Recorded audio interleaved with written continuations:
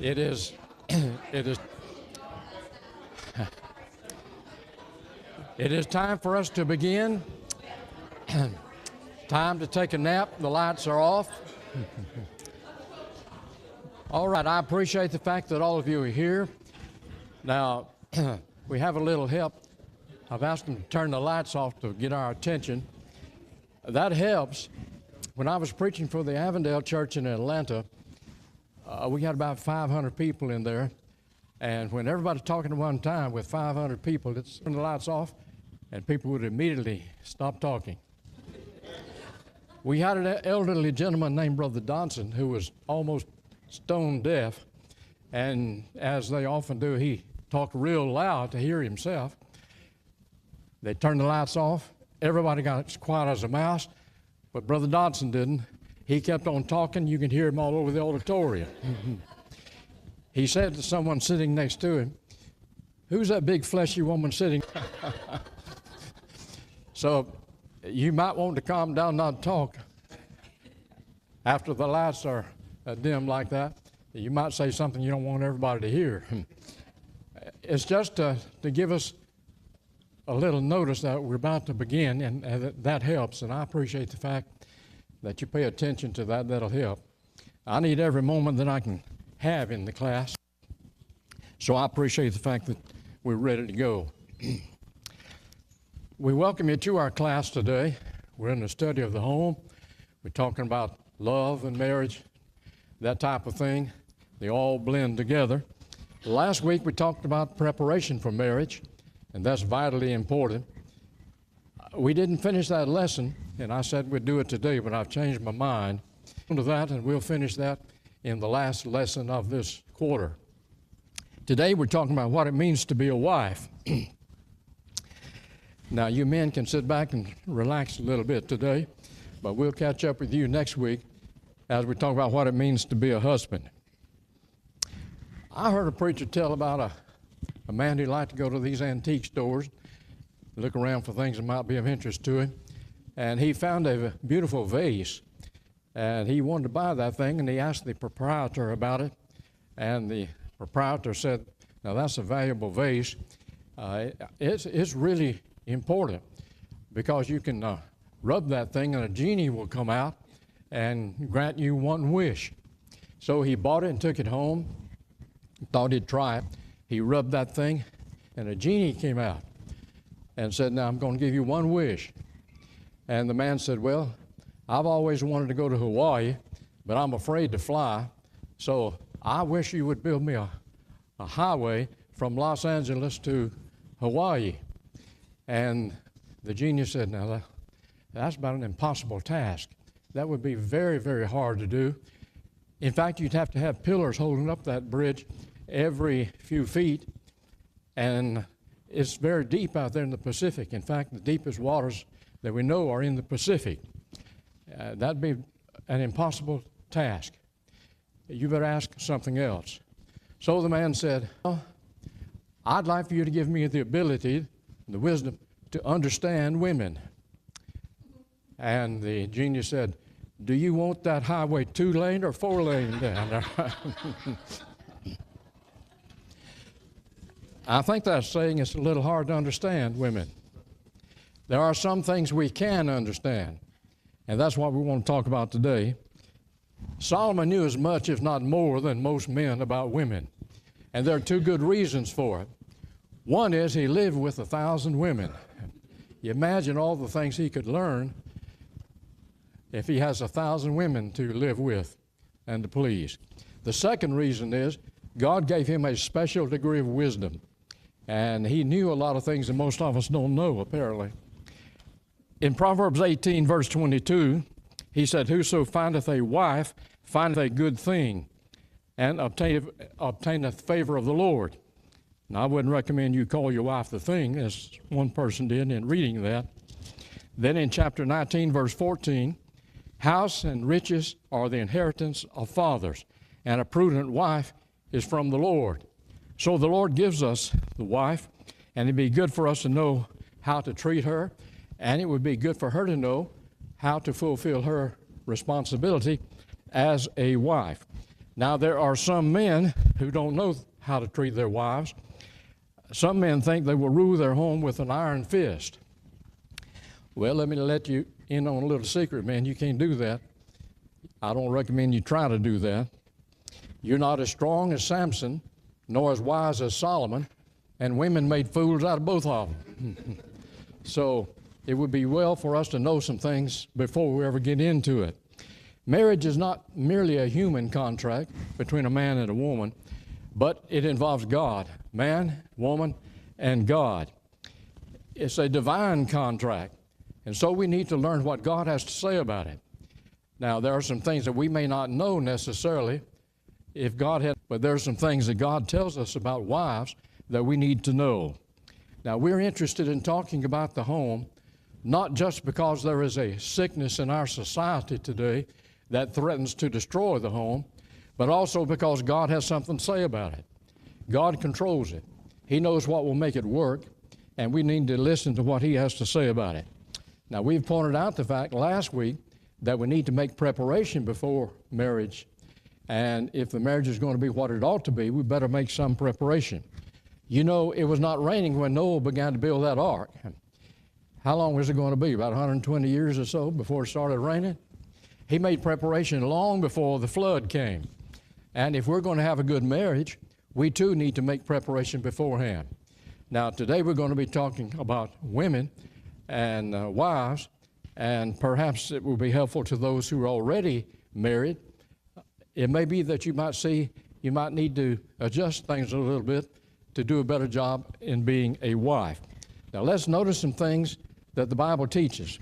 The Bible tells us to love, honor, and obey the husband. That's what it says to wives. In Titus 2, verses 5, that they may teach the young women to be sober, to love their husbands, to love their children, to be discreet, chaste, keepers at home, good, obedient to their own husbands, that the word of God be not blasphemed. And so God gives instructions to wives. He tells them to love their husbands. We need to teach women to love their husbands. Now, the estimate that most people have of love today is governed by what's seen in Hollywood and on TV, and many people don't really know what love means. But I suggest that we go to 1 Corinthians 13 and read Paul's definition of love, or how love behaves, and put that into practice in our homes. A woman who is a wife is to love her husband. Now, the word honor is used in reference to Abraham's relationship with his wife. She said that he's the head. In 1 Peter 3 and verse 6, the Bible says, even as Sarah obeyed Abraham, calling him Lord. Now, the word Lord there is not used in the sense in which we use it when we're talking about God or Christ, but it is a term that indicates that this person is to be respected because of his position and so on. You know, in England today, they still use that word Lord in that sense. If a lawyer is in trial, he doesn't necessarily call the man in charge of the judge. He may say, my Lord. And that's used in other references as well, a term of respect for someone. And this passage teaches that Sarah obeyed Abraham, calling him Lord. She recognized the fact that he was the head of the home, and she was in subjection to him. Now, a woman who does not respect her husband will not be able to love him as she ought. There's a psychological matter involved in this.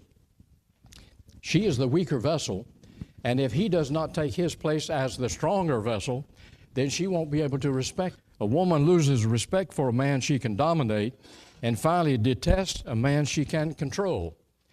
Now, God knows that. He knows what's best, and He teaches that the woman is to be in subjection unto her husband.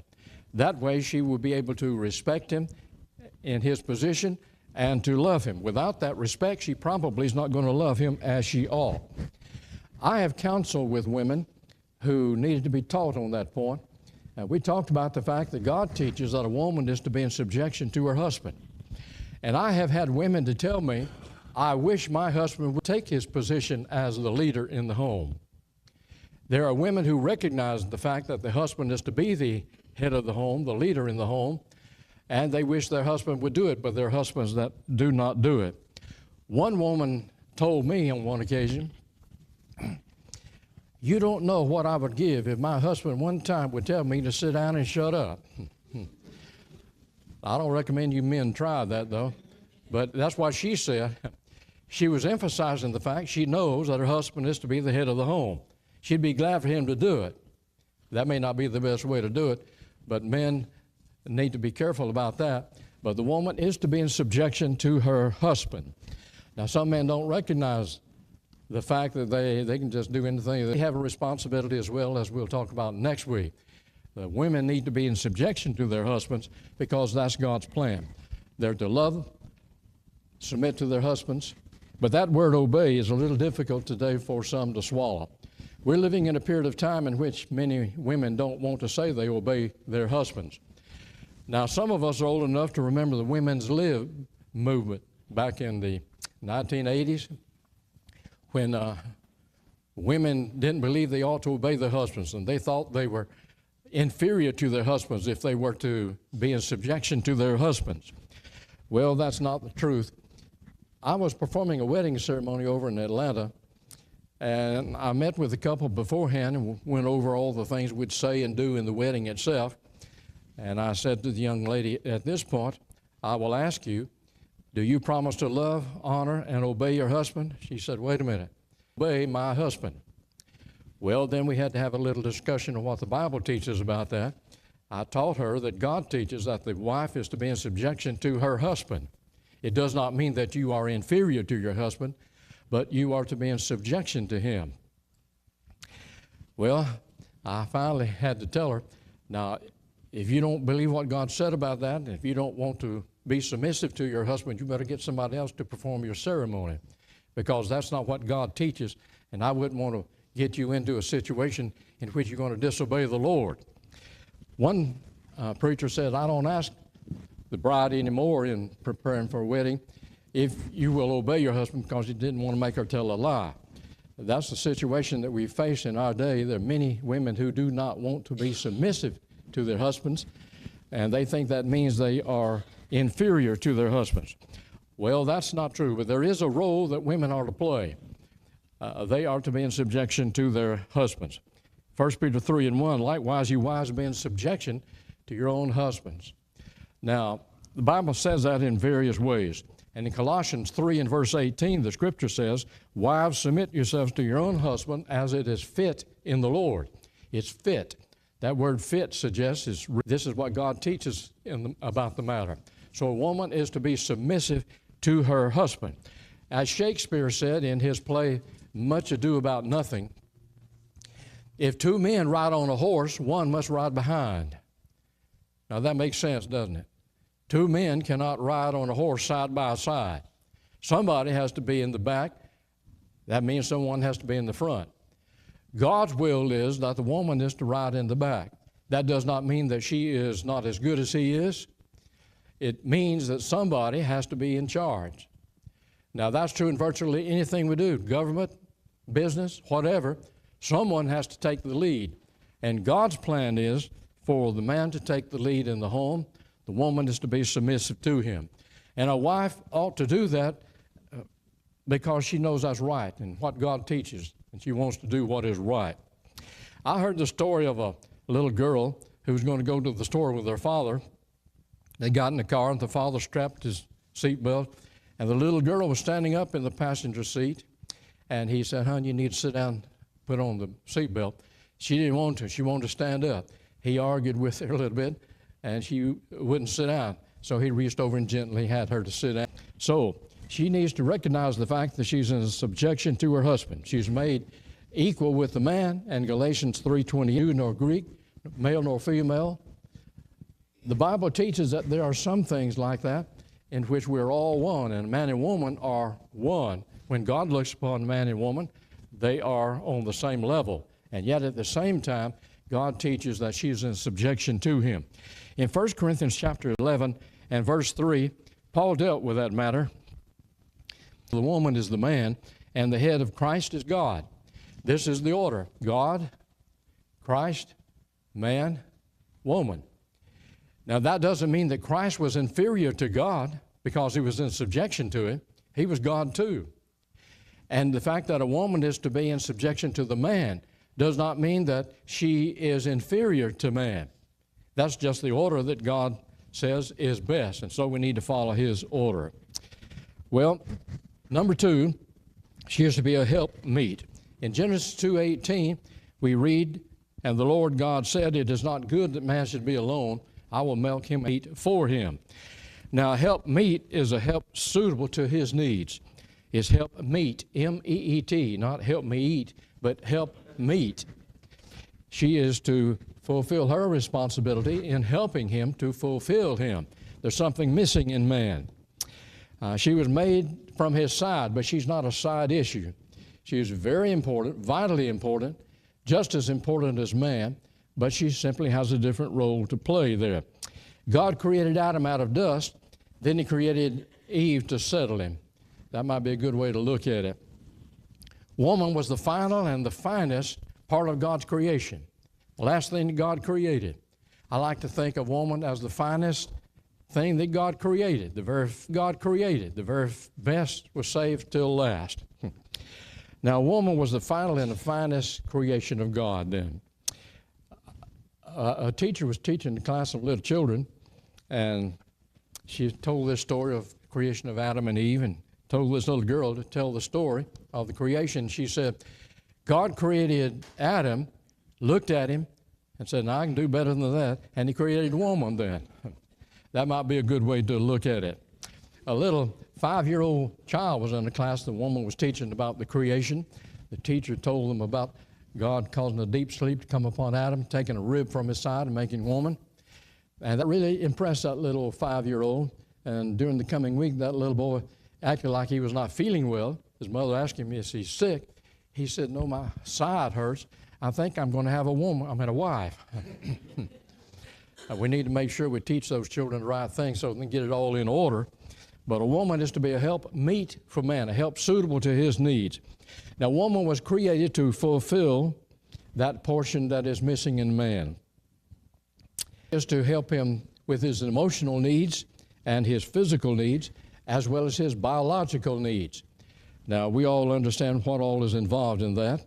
And God said in Genesis 2:24, "Therefore shall a man leave his father and his mother, and shall cleave unto his wife, and they shall be one flesh." And in Genesis 1:28, he said, "Be fruitful and multiply and replenish the earth." Now, all of this is a part of God's plan. There's nothing ugly relationship in marriage. The Bible says in Hebrews 13 and verse 4, "Marriage is honorable in all, and the bed undefiled, but whoremongers and adulterers God will judge." The physical relationship of marriage is of God. I referred you last week, I believe, to the article written by Brother Willard Collins, great preacher, president of Lipscomb at one time. And he pointed out the fact that God places these drives within us: hunger, thirst, the sexual drive. All of them are from God. Nothing wrong with them at all, and if they're fulfilled in God's way. That's the very part of marriage. It's a beautiful relationship in marriage. Outside of marriage, it is a sinful thing. But these are drives that God places in man and for the good of mankind. And a woman is to fulfill man's biological needs as he does hers. The wife will not fulfill, who will not fulfill regard, is in rebellion to God. In 1 Corinthians chapter 7, verse 5, Paul said, "Defraud ye not one the other, except it be with consent for a time, that ye may give yourselves to fasting and prayer, and come together again, that Satan tempt you not for your incontinency." And so the Bible teaches that a woman would be in rebellion to God who does not fulfill her responsibility in that regard. And so the woman is created to be a help meet suitable for man. And then motherhood is another responsibility of woman. In 1 Timothy, chapter 5 and verse 14, God said, "I will therefore that the younger women marry, bear children, guard the house, give not occasion to the adversary to speak reproachfully." And so a woman is to be a mother. Motherhood is not respected as it ought to be in our day. And there's some women who profess that they're not going to have any children. They're not at all interested in that aspect of marriage. And yet marriage is something that enables us to have children, bring children to the world and increase the population of the world. That's all a part of God's plan. But motherhood has not had the respect that it ought to have. Go with me back in history about 200 years or so, up in Kentucky. They didn't have any radio, television, cell phones, computers. They didn't have a daily newspaper. How would those people there get the news? Well, back in those early days, it took a long time to learn anything. When George Washington was appointed president, he didn't know it for several days. I forgot how many days it was, but it was a good while before he even knew he was president. Today, we can know who's president before the polls even close out west, you see. At that time, they didn't have a way to get information. There would be a general store, and farmers from all around would go to that store and buy the things they need, and while they were there, they'd catch up on the news. And on one occasion, one of the farmers said to another, "What's the news? Have you heard any news around here?" And he said, Tom Lincoln's wife gave birth to a new baby the other day. They named him Abraham. Nothing much ever happens around here. Can you imagine saying that the birth of Abraham Lincoln was not very important? And then we hear Lincoln say many years later, "All that I am or that I ever hope to be, I owe to my angel mother." That mother giving birth to Abraham Lincoln performed something that was very important for our world. There was a proverb in the Jewish Talmud, God cannot be everywhere, so he created mothers. Now that's a good way to look at it too. Now God's not down here changing diapers and feeding babies and so on, but mothers can fulfill that work and responsibility. Motherhood is one of the tasks that enables a woman to fulfill her purpose here on earth. Mothers must cooperate with fathers in the training of those children. Now, the Bible teaches that the husband is the head of the wife, head of the home. And in Ephesians 6:4, it says, "And ye fathers, provoke not your children to wrath, but bring them up in relationship." They can help the fathers fulfill that responsibility. Mothers need to be sure they have a husband who will help them point those children in the right direction. Now, we often teach, and really ought to, Christian women ought to marry Christian men. That'll take care of a lot of. A woman is a New Testament Christian, a member of the New Testament church, but then she marries somebody who's a member of a denomination. She wants her children to go with her and be taught, may be honest and sincere, and he wants the children to go with him. He doesn't realize that they won't be taught all the Bible in that church, and so they pull those children in two directions. She wants them to go with her, he wants them to go with him. Sometimes it causes real conflicts. And that's a real problem for the children. They are the losers in a situation like that. We need to have husbands and wives who are both New Testament Christians following the Bible and bringing those children up together as the Bible teaches. And so motherhood is one of the roles that women are to play as mothers. And then, again, they're to be homemakers. In Titus chapter 2 and verse 5 again, let's read verse 4 again with it. "That they may teach the young women to be sober, to love their husbands, to love their children, to be discreet, chaste, keepers at home, good, obedient to their own husbands, that the word of God be not blasphemed." Did you notice that word obedient? Obedient to their own husbands. Now, homemaking is the noblest work in the world, in my judgment, because a mother is helping her husband, and she is training children, pointing them in the right direction. That's perhaps the greatest work that a woman can do. You remember his home. Sarah recognized him as the head, and at the same time, he recognized the fact that his wife is going to need to be over some things. And so she was over that maid, and she could do as she pleased. Now, the Bible doesn't spell it out and tell us everything that divides a husband's responsibility from the wife's responsibility. Divides a husband's responsibility from the wife's responsibility. But apparently there are some areas in which the wife is to be in charge. And in that case, it was in reference to that maid. Now, it's impossible to speak of homemaking without getting into the physical side of it. And you might ask, well, does it matter if a woman keeps the house nice and neat and clean and so on? Well, I have had some counseling sessions with couples in which that was important. I remember a situation in which the wife would not keep her house as they thought it ought to be, and it was causing trouble between them. And finally, got her to the point that she said, all right, I'll cook his food, I'll wash his clothes, but I won't promise that I'm going to keep the house up nice and clean. It was a problem for them. With some people, it may be a bigger problem than with others. And men, of course, need to stay out of some of areas and let women handle those things, such as cooking. I remember hearing of a man who said, I didn't know my wife was such a poor cook until I threw one of her biscuits at our dog and broke his leg. We men need to leave the cooking with the men and just eat whatever they cook for us, I guess. The daily task of housework sometimes become quite tedious. Keeping a house up nice and clean is a very hard job. And in the past, women were to fulfill that task. But back at that time, women stayed at home and took care of the kids in the house, and the men went out and earned a living. Well, now the situation is changed. Women work as much as the men do now.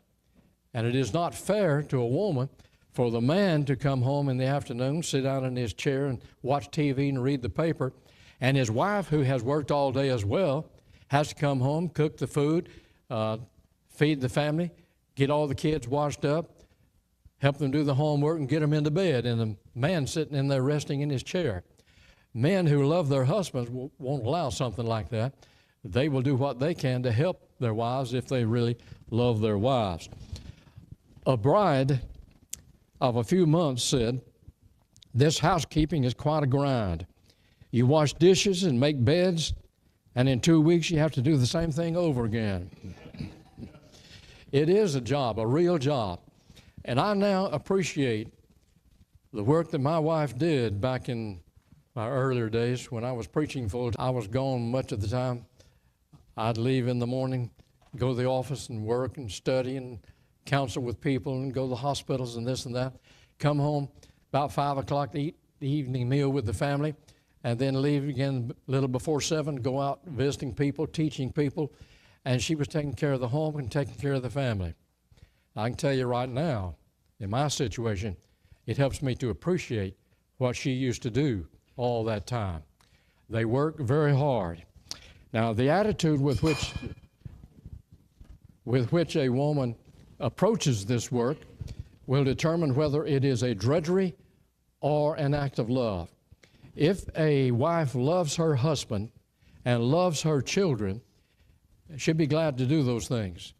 She does them because she loves the husband, loves the children. The attitude we have determines what it will be. Is housekeeping important? I believe it is. I've seen cases in which it was very important. I was preaching for a congregation not far from here, and we had a young couple in the congregation, and I went out to visit with them in their home, and I believe that was the dirtiest, filthiest, most unkept house that I have ever seen. It was so bad they had a pig living in the house with them. Now, you may think I'm joking, but that was true. They had a pig living in the house with them. Like a pigsty, I guess maybe that's one of the reasons. A pig can really make a house dirty, unkept, and so on. They had a pig living in the house with them. I think the pig must have moved out sometime later. It was too dirty for him. I'm kidding about that part, but they really did have a pig in the house with them. Now, in a case like that, the husband is just as responsible as a man. He's the one that allowed that pig to live in the house with them. They need to work together in matters like that.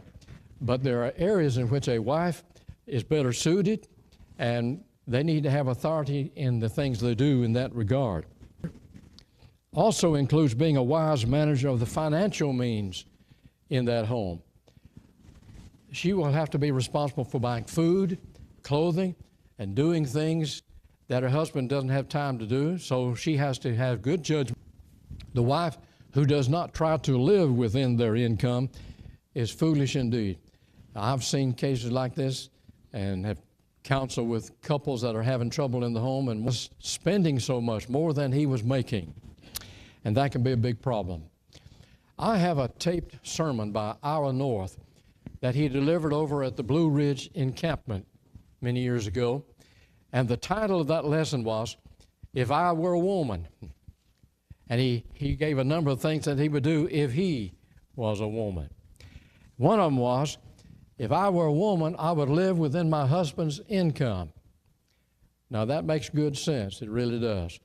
Homes can get into trouble if a wife spends more than a husband makes. And sometimes that happens. I heard some time ago about a man who told his friend, some thief stole my credit card the other day. And his friend said, well, did you contact the credit card company so you can stop them from having things charged to it that you had to pay? And he said, no, I didn't contact them because whoever stole it was putting less on my card than my wife was, so I didn't contact them then. When you have a situation like that, it can cause troubles in a home. A woman ought to live within her husband's income. And then, again, there is mutual sharing. In 1 Peter 3:7, you remember that Peter said, likewise your husbands dwell with them according to knowledge, giving honor unto the wife as unto the weaker vessel, as being heirs together of the grace of life, that ye be not hindered. Now, they need to share their lives. Wives share their lives. They share everything with their husbands. There's a mutual sharing in a marriage relationship. They share their bodies, their ambitions, their objectives, even their thoughts. And you know, when a husband and wife live together for a long time and was in class taking notes to daughter, so she went through the course herself and from her notes. And one day I mentioned the fact that sometimes husbands and wives who live together over a long period of time in a good marriage relationship, they come to look like each other. And Dr. Gnotic was sitting back there nodding like that, agreeing with it. In some cases it might not be best, but perhaps some of you remember Fraser Raines. He was the janitor over at Alabama Christian Academy, and he was a fireman, but he worked there also as the janitor.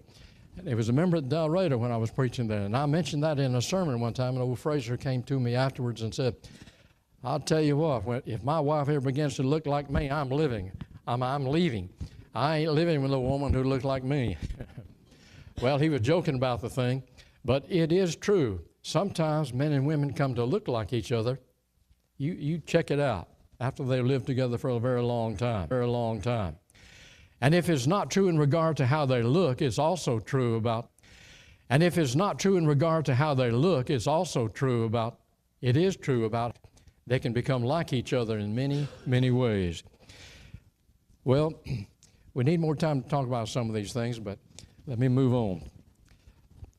We talked about several things rapidly, but I like to incorporate some thoughts into some commandments, 10 commandments for wives. Now, we call them commandments to place emphasis upon the importance of them. Number one, learn the real meaning of love. We talked about that a while ago. Learn what love is from 1 Corinthians 13, verses 4 through 7. I have a copy of it in a modern speech translation. If you had time, we'll read that. Learn the real meaning of love. Number two, seek to make a good marriage rather than the perfect marriage. Now, I doubt that we're going to have perfect marriages because we're human beings, and sometimes we don't act as we ought to. Sometimes there are little ripples in a marriage, but that still be a good marriage. Now, I heard about one fella who said he and his wife have a good marriage, but he said the other day, my wife got mad at me and threw some peas at me. And his friend said, well, that ought not be too bad. That shouldn't hurt you. He said she didn't take them out of the can, though. That was a problem. We can have a good marriage even if it is not a perfect marriage. And then discover your husband's unique personal needs. You don't have to study and learn what the average man wants or needs. You just need to learn what your man needs and wants. You want to please your man, your husband, and learn what he likes and cooks the food he likes or whatever. but concentrate on your husband. And then, again, don't depend upon your parents and don't criticize his relatives. I emphasized the fact, I think 2 weeks ago, that a couple would do well not to live with their mamas and daddies when they get married. Establish their own home, and then depend upon yourselves, not upon your parents. And don't criticize your wife's or your husband's parents. Really, we would do very well to remember that, because in-laws can become outlaws if we're not careful in the situation, you see. And then, number 5, give praise and appreciation rather than seek them. Now, sometimes wives talk to me and say, my husband rather, never shows any appreciation to me, never thanks me for anything, never tells me he loves me. Well, he ought to do that, appreciation to his wife, and he ought to tell his wife he loves her. But a wife ought to do the same thing. She needs to show appreciation to him for what he makes a living. Show appreciation for it. Whatever he does, show appreciation. Let you know you love him. There's some things that are vitally important in a marriage, little things seemingly, but become big things. And then greet your husband with affection rather than complaints and demands. In Proverbs 31 and verse 12, do him good and not evil all the days of homes, like a Japanese restaurant. So you can do all those things to that man. Make him feel at home and wanted at home. Sometimes wives complain that their husbands don't enjoy coming home anymore. You know, if you've reached that point, you better pause and find out why he doesn't enjoy coming home anymore. And it may be that he hasn't felt that it's good to come home, doesn't want to. Need to change that. And then recognize that change does not come in response to criticism and demand, but rather in response to a gentle sharing of what is required. A wife is not going to change her husband for the better by constantly criticizing him and demanding that he do this or that. But she can show him. Do what you want him to do. Show him so he'll learn what love is and how to express that love. And then number 9, outgrow the princess syndrome. Now, a princess may feel that she can just say something and just like that, it can be done. Well, you better get rid of that syndrome. That's not going to work in a marriage. She won't be able to just command him to do everything, you see, just like that. He'll want to if he loves her, and if she loves him, she'll say it in the right way. Get rid of the princess syndrome. And then the wife should be the center of love and consideration and patience in the home. Be patient with him. Don't nag him. A woman with horse sense does not become a nag. In Proverbs 21, verse 19, Solomon said, "It is better to dwell in the wilderness than with a contentious and an angry woman." Be better for a man to live out there in the desert somewhere in the wilderness than with a contentious and an angry woman. And then in Proverbs 27, verse 15, he said, "A continual dropping in a very rainy day and a contentious woman are alike." Now, that's what Solomon said. I remember going to bed one night, and then I heard the faucet in the shower dripping. Drip, drip. That can drive you crazy, you see. One of us had failed to turn the shower off completely. That continual dripping can really be a problem. In a marriage, a contentious woman is like that, Solomon said. So we need to try to avoid things like that. The wife should be the center of love and consideration in her home. The finest advice that I can give to a young couple who are preparing to get married is to become familiar with the teaching of Christ and put it into practice in every aspect of their home. The best advice that I can give to people who are already married and who are having some trouble in their marriage is the same one. Become familiar with the teaching of Christ and put it into practice in every aspect of their lives. I mentioned a while ago that I have a copy of the passage in 1 Corinthians 13, 4 through 7. In a modern speech translation, this is a Phillips translation, listen to the definition that's given.